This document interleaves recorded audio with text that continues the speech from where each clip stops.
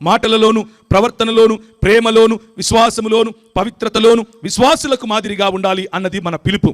విశ్వాసులకు మాదిరిగా కేవలము మనము నాలుగు బైబిల్ వచనాలు లేకపోతే అక్కడ కొంచెం ఇక్కడ కొంచెం లాక్కునొచ్చి పెట్టుకుని జబర్దస్తిగా చెప్పేటటువంటి బోధ కాదు.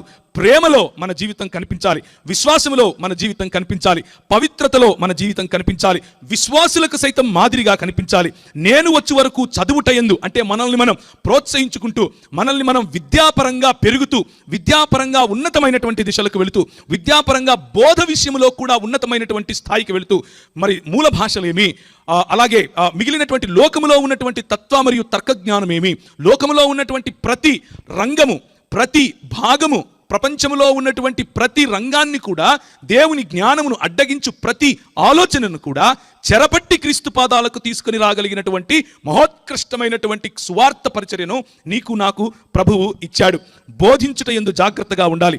పెద్దలు హస్తనిక్షేపణము చేయగా ప్రవచన మూలమున నీకు అనుగ్రహింపబడిన నీలో ఉన్న వరాన్ని అలక్ష్యము చేయకుండా ఉండాలి. నీ అభివృద్ధి అందరికీ తేటగా కనబడేటట్లు నిత్యము వీటిని మనస్కరించుకోవాలి. వీటి యందే సాధకము చేయాలి. నిన్నును గూర్చి అంటే ఇంతవరకు ఏ క్యారెక్టర్ గురించి అయితే మాట్లాడానో, ఇంతవరకు నీకు ఏ విలువలు, రాజ్య విలువలు ఉండాలని చెప్పానో, ఇంతవరకు నీలో ఏ ప్రేమ కనపడాలన్నానో, నీలో ఏ పవిత్రత కనబడాలన్నానో, నీలో ఏ విశ్వాసం కనబడాలన్నానో, ఈ మూడు కనిపించవు కానీ సిగ్గు లేకుండా స్టేజ్లు ఎక్కుతారు.